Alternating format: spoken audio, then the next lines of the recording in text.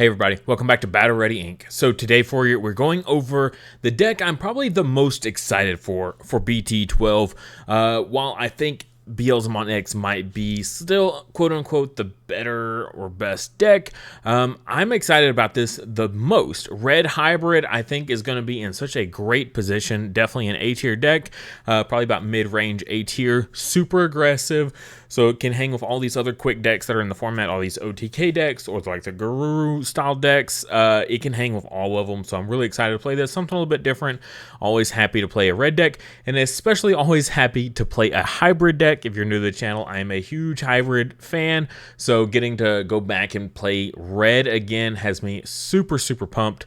Any deck that can take advantage of stuff like Atomic Inferno, which is just a stupid strong card, 1 play cost, security attack +1, and a DP increase, and if they get blocked, you like it does all kinds of stuff. It's a stupid powerful card, happy to take advantage of. Also, don't forget our featured memory marker this month is Neemon. So very happy to get this on the channel finally. This is handmade out of clay by my wife, Digimon. You can find this on her Etsy page, link in the description below. Really awesome. This is also our featured memory marker for our Patreon reward this month as well. So if you want to get access to that, you can check out our Patreon as well. Like I said, you can find this on our Etsy page, link in the description below. Also there, you can find all of her previous memory markers that she's made for the channel in the past, which you can go ahead and pick up. Some are bundled, so you can get multiples for a discounted rate. Alright, so as always, I've got the whole deck pulled up for you guys, so you can follow along with us here as we go. So all of our choices make a little bit more sense. We are at 51 of 50 cards, and that is just because this Flamemon here at the bottom right is just a talking point. Because we have so many Flamemons now, we actually get to choose. We don't have to take every single Flamemon anymore. So first up for our babies, we got the Yoke Em On. This is a pretty standard one for Red Hybrid these days. On deletion, if you have a Red Tamer in play, draw 1 card.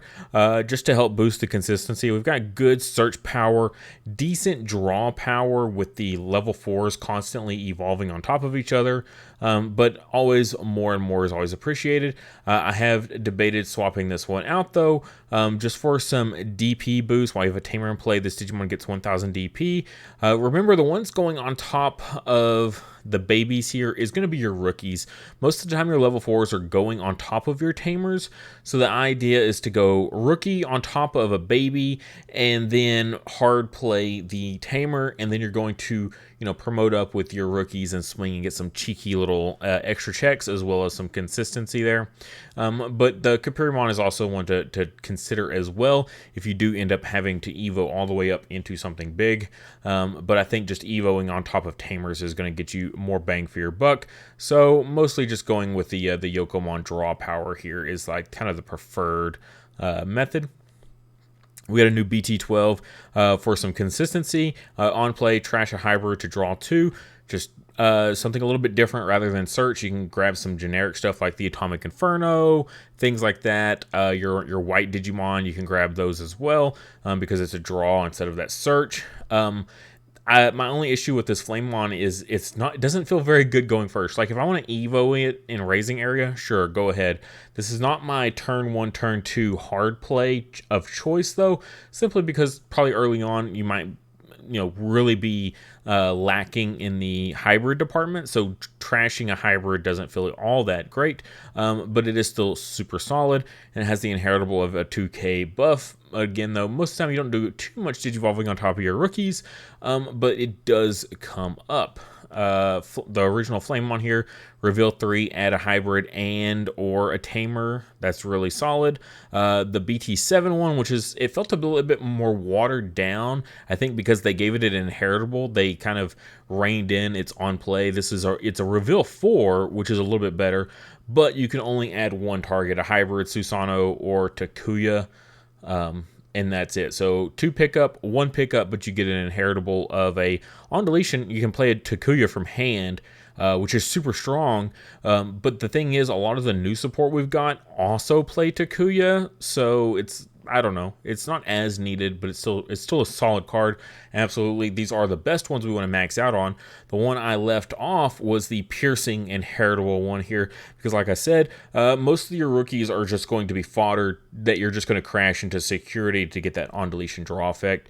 So you don't do too much digivolving on top of this Flamemon. This Flamemon is really good in like more of an OTK style deck, like using the Ancient Greymon that gives you a ton of security checks. You want to have piercing on that. You don't want your opponent blocking all that security checks. So in that kind of build, absolutely, I'm going to max out on the piercing Flamemon. But in this one, a little less needed. Neemon finally making a good appearance in the game. We saw this a little bit in blue because blue had 2 tamers that they could utilize, whereas the other decks didn't really get good use out of this one, because on play you can play a tamer with an inherited effect without paying its memory cost. We've got a new Takuya here, so the whole deck of tamers is all hybrid focused ones, so that's fantastic. So we can get some good use out of Neemon. That on play effect, just being able to play a 4 cost out, is really good, but it doesn't stop there. So not only do you get a free tamer in play and a body on field that you could crash with or whatever, but all turns, once per turn, when one of your Digimon with a tamer card and its situation cards is deleted, you may play one tamer from your trash without paying its memory cost. So excellent there to just stick a Neemon and then digivolve your hybrid on top of whatever you played off the Neemon, and then when it gets deleted, you just get that tamer right back. Neemon is incredible value. 3 play cost, and essentially you could play 2 Takuyas, right? You could play the same Takuya multiple times and getting tons and tons of play value there. Of course, we're also running the Bokomon. Only 2 copies, though. He's got the on-play reveal 5, and you can add 1 tamer and 1 hybrid, which is really good. But also, when you digivolve on top of your tamers, you gain 2 memory. We have some good search power, some good draw power in this deck. Bokomon's search isn't as needed as it used to be back when the deck was very thin on searchers and hybrids were struggling. Now he's a little bit less needed, but still the gain 2 memory on Evo is very strong, so I don't mind that. But just a 2 of here just as a tech, also because he's got some fantastic alt arts. The 2nd anniversary came out with him and Neemon, as well as they've got their regional stamped cards and their store champion stamped cards. So I'm all about running one of each of those guys just because I feel like they belong in the deck, but not a must-have include. But the Neemon definitely coming out really clutched in this finally for once. We got a new Agunimon here from BT12. Digivolve 1 from Burning Greymon. And then if we look at the new Burning Greymon, it digivolves for 1 on top of Agunimon. So you can actually just go 1 on top of each other, on top of each other, on top of each other repeatedly, which is incredible. So you get tons of draw power, 1 Evo cost, super great. So I love that aspect. And of course, they're hybrids, so you can digivolve them on top of your tamers. Hybrid for game, I'm all about it. And then on deletion, you can play 1 Flamemon from your hand suspended without paying its memory cost. The suspended is a little bit of a bummer, but there's some nice parts of that might not seem obvious. If you get your opponent whittled down, and you have a body on field that they have to now answer. They have to clear that body or else they risk losing, which means they're not swinging into your security. You don't have a ton of defensive options or just defensive means in general in this deck. So putting the pressure on your opponent through multiple different avenues, super solid. I'm a big fan of it. So, and then you also still get your on-play effects. So all 3 of our Flamemons then will trigger their on-plays. So that's really good. It is from hand, though, so you don't get to play the one that, if this Digifalls on top of one, you don't get to play that one. That's a bit of a bummer, but it's okay. On deletion, inheritable, you play a Takuya from your hand without paying its memory cost. So again, another one getting to play from hand here. So, like the Flamemon here loses a little bit of value there and how useful it is because, we've got other means that do the same thing now. The Burning Greymon that goes with it, of course. You can go on top of a Takuya as if it's a level 3 Digimon for a memory cost of 2. So that's really good. When Digivolving, you get a plus 2k for the turn. Not as good as the old Burning Greymon, but still, I like the synergy. 1 Evo on top of a Agunimon here. It's another hybrid. It's this, or I play a vanilla Agunimon, and I'm like, well, I play a vanilla Agunimon when I could just play this one. And then also has the inheritable of a 2k buff, so pretty solid. I needed a Burning Greymon basically in this slot just to make our Agunimons, you know, more live, so we can use our Agunimons a little bit more often. But we're still running the old Burning Greymon, so again, same thing. Evos on top of a Tamer for a cost of 2. You can go on top of any level 4, which is good, or any level 3 there. So, you know, same situation here. We can go back and forth. What I like about this Burning Greymon is I can go Burning Greymon on top of the new Burning Greymon here. This one specifically, I can only go on top of the Agunimon, whereas the old Burning Greymon, I can go on top of any level 4 for a 1 cost. So I like that about that for sure. A little bit more powerful, I would say.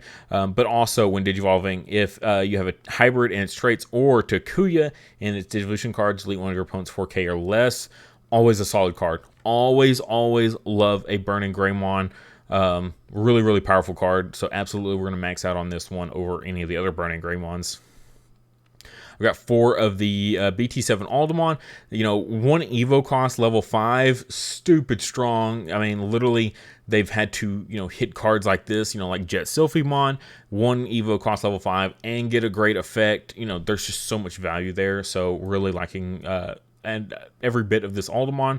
When digivolving, if it has a hybrid in its traits, you get a 4K buff, which is really important because you can actually just go straight to winning off of Alderman now. You don't need to go all the way up into your megas as much anymore. Alderman can literally carry you to victory on his own, so that's really cool. Your turn, when the Digimon has hybrid or 10 warriors in its traits, it doesn't activate security effects on option cards, it checks. So that is the good value. That's why we run this Alderman, is because of that.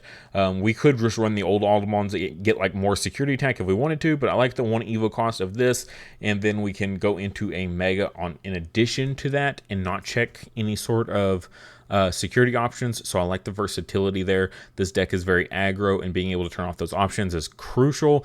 Any red deck can tell you that it loves it when it can run a delicate plan, but a delicate plan is a bit of a brick that people don't really want to run as much. It also takes up deck space, which is not what you need to be worried about. In some of these stuff, like Jessmon has to run all those Sistermons, so it can't really fit in a delicate plan as easy as other red decks can.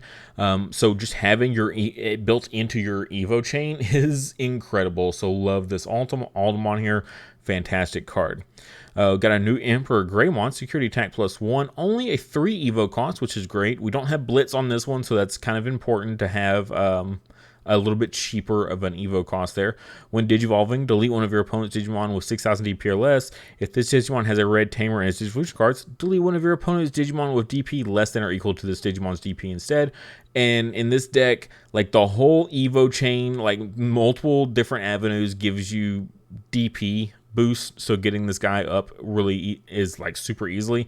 Like literally the Alderman that you're going to go on top of here is going to give itself a 4K buff, and you got like Takuyas and stuff. You can get this guy over 16K super easily, like literally without trying. So being able to pop anything on the field is super good. And then on deletion, you may play a Takuya from your hand or trash without paying its memory cost. So if you basically, you go for game, you go for big OTK, and then, you know, you clear all your opponent's security out. Your opponent basically has to answer the EmperorGreymon, or else they risk losing on the following turn, so they kill it. And then, so not only do they have to worry about the fact that you get to play out a Tamer and go hybrid for game next turn, but you're also getting to play out, you know, another Takuya here. You're getting to play out a Takuya here. It doesn't stop there. Neemon gets you another Takuya. So you see, like, there's just crazy, crazy value there. I wish they kind of alternated, like, with the Flamemon here. I wish the Flamemon was on deletion was in one of these inheritables instead. Because it's like, oh, cool, I've got an army of Takuyas waiting to happen. You know, you still got to have that hybrid for game, though. But yeah, still a super solid card. Big fan of it. And then naturally, we're going to have the old EmperorGreymon, which is also a really great one because you have that blitz there. So you can go, if your opponent puts you to 1 and you've got the old Takuya here that can warp into an EmperorGreymon, 5 hybrids, you go into this one and you just win immediately. So it's kind of like a Blitz Omnimon that literally all you need is that one Takuya on field to go into. Great stuff. But in addition to that, your turn once per turn, when this Digimon is blocked, unsuspend it, and gain 1 memory for each Digivolution card in this Digimon's that has hybrid. So it's like Evo for 4, put your opponent to 3, swing for game. They're forced to block, right? You immediately unsuspend. Now, that is once per turn, mind you. So if you swing again and they have a second blocker, you don't win. They do stop that second attack. But still, you've basically forced that first block. And then you're going to gain all that memory. If you're putting 5 hybrids underneath using this Takuya, that's 5 memory that you gain back. So bringing it back to your side for your turn, really strong. And then you can go Blitz Omnimon. So yeah, I threw in the Blitz Omnimon just as a one of. This deck has a whole lot of punching power for one big swing a lot of times, but it doesn't always be able to get enough memory to clear. Usually you pretty much burn through all the memory that you get. You've got your 3 memory there. You go level 2, level 5. Maybe you might have 1 extra somewhere for an Atomic Inferno. You're going to bring yourself down to 0. You need to be able to close the game out, and I think a Blitz Omnimon, if you don't have the EmperorGreymon with Blitz available, an Omnimon, Blitz Omnimon is always a super solid choice. So just a one of in here as a little bit of a tech. Atomic Inferno, I talked about this at the beginning of the video. Stupid strong card. 1 play cost. 1 play cost. One of your Digimon with hybrid gets 3k DP, security attack +1, and if it gets blocked, you gain 3 memory. Wow. And that's not once per turn either. So if you're attacking multiple times with the same Digimon and it keeps getting blocked, you keep gaining memory. Super, super absurd. Really, really strong card. We max out on this. The 3k security attack +1 is really nice. That's what I was talking about earlier. You can just go into Alderman and you can literally just win. You don't even have to worry about using a Mega because you get all that value right there. Because you get tons of security attacks. The old Takuya here giving security attack +1 and a 2k buff. You'll be at the 10k threshold super easily. You can literally go into Burning Greymon and hit the threshold you need for this. And then you can also warp into your EmperorGreymon with this guy, which makes him really good. So a big fan of the old Takuya. But we also have this new Takuya that he's a memory fixer. So sets you to 3 if you're at less than that at the start of your turn. His inheritables here gain a 2k. If it has 10k or more, just like the old one, it gains your turn once per turn. When this Digimon checks your opponent's security, gain 2 memory. So that's also really good. Another good one, like if you go up into the Blitz EmperorGreymon, you can potentially bring it back to your side, or at least choke your opponent on memory with this Takuya. So yeah, great stuff. Perfect for the deck. Every bit of this all just like comes together so nicely. I love it all. Design wise, they didn't forget about the old stuff to put in this new stuff. They're like, oh yeah, no, we're gonna use the same strategies we had before. We're just gonna drop in a couple new techs and a couple new pieces to give the deck more to choose from. Like, oh, we got a new EmperorGreymon that's actually really good. We don't have to rely on this very finicky one anymore. We've got new Agunimons and Burning Greymons. Another Flamemon to choose from, right? So you don't have to use just this piercing one that doesn't give you any other value outside of like an OTK build. So just they're just like, here's a couple little pieces just to make it a little bit more consistent, a little bit better. A new Takuya helps a ton, so I'm really happy for that. This deck just looks like a blast. If you saw the feature match earlier this week, literally this deck can win out of nowhere. We filmed so many games and it's just so aggressive. I can just go Burning Greymon on top of Takuya here and getting security attack +1, and then playing Atomic Inferno here, giving him another little boost, more security attack. I'm checking for 3. I've got my Flamemons here that literally turn 2. They're already chipping away at the security because I don't need them on the field. I'm not going to Evo on top of these guys most of the time. So like that's another check. So literally by turn 2, you basically cleared your opponent's security out. And then you just got to follow up with whatever follow-up you can.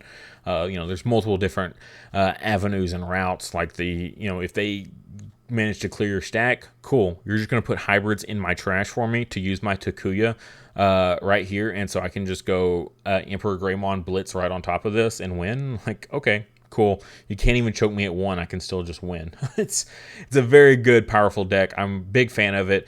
Love playing red. Hopefully this isn't going to be like Brick City for me like every other red deck. It's got consistency out the wazoo. And it's really, really like memory efficient as well. So there should be no issues here. So far in testing, it's been a blast. And I just can't wait to get these cards in hand and just go absolute ham on my opponent.